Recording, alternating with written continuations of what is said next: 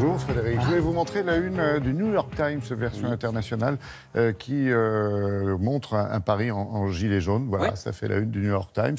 Tiens, c'était juste à signaler. Ce n'est pas le cas de tous les journaux en France, dans le kiosque. Non, mais il y a quand même dans les journaux plein d'informations de nature à énerver les gilets jaunes et tous ceux qui ont l'impression que c'est toujours aux mêmes qu'on demande de se serrer la ceinture. En l'occurrence, voyez ce projet du gouvernement pour faire des économies sur les arrêts maladie. Article dans Les Échos, vous l'avez entendu aussi dans notre JT. Il s'agirait d'une part que quand vous êtes malade, vous soyez plus remboursé par la Sécu sur la base de votre salaire, c'est-à-dire sur la base de l'argent que vous avez vraiment perdu, non. Désormais, la Sécu ne paierait que sur la base du SMIC et ce serait aux entreprises d'éventuellement se débrouiller pour compenser ou pas. Deuxième piste de ce projet, il s'agirait d'obliger votre entreprise à vous mettre au moins un jour de carence. Actuellement, la plupart des grandes entreprises ne vous comptent pas ce jour de carence. Quand vous êtes malade, c'est quand même sympa qu'on ne vous enlève pas en plus un jour de salaire, comme si on vous soupçonnait systématiquement d'être un tir au flanc. Eh bien, ce serait désormais interdit. Votre boîte serait obligée de vous décompter une journée de salaire quand vous êtes en arrêt maladie, même si vous avez 42 fièvres ou que vous vous êtes cassé les deux jambes. Oui, vous risquez de contaminer les autres éventuellement. En plus, oui, si vous êtes contagieux.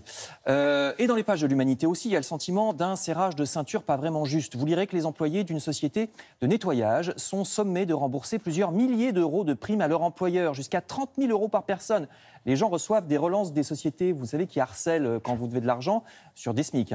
Les salariés, en gros, l'histoire, c'est que les salariés d'une des branches de l'entreprise ont réclamé d'avoir les mêmes primes que les salariés d'une autre branche de la même entreprise. Ils avaient obtenu satisfaction en justice, mais il se trouve que la loi El Khomri et les ordonnances Macron, je cite l'Humanité, ont interdit ce genre de réclamation. Désormais, on n'a plus le droit d'obliger le patron à nous verser les mêmes primes que les collègues qui font pourtant le même boulot, mais dans une autre branche. Donc, ils sont sommés de rembourser. Voilà l'histoire.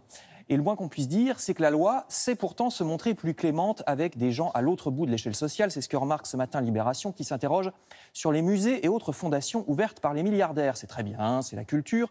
Seulement, ça permet surtout aux milliardaires en question d'échapper aux impôts, puisque 60% des sommes investies dans ce genre de musée sont déductibles des profits imposables. C'est pratique.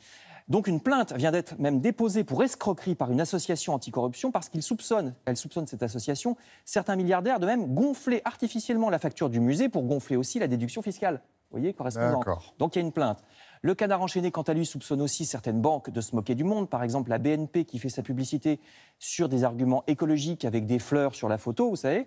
Sauf que selon l'association Oxfam, la BNP, tout comme le Crédit Agricole, la Société Générale, les banques populaires et caisses d'épargne, la Poste ou le Crédit Mutuel, ces banques investissent en réalité beaucoup plus d'argent dans le pétrole ou le charbon que dans l'écologie et qu'elles ont même réduit leurs investissements dans les énergies propres depuis 3 ans. Ça baisse, contrairement à ce qu'on pourrait penser.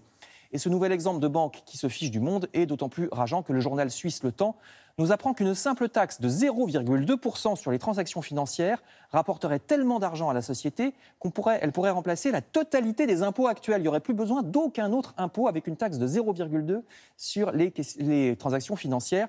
Et le journal Les Échos nous confirme que les habitants des grandes villes, eux, au contraire, ont de plus en plus de mal à boucler leur budget, notamment, vous avez vu à droite, pour se loger, puisque les prix ont augmenté de plus de 40% depuis 10 ans. Alors, avec tous ces motifs d'exaspération des Français, le Figaro nous apprend que la majorité En Marche est en plein doute. Libération parle même de retour de bâton des députés fraîchement élus l'année dernière sur le thème du dégagisme.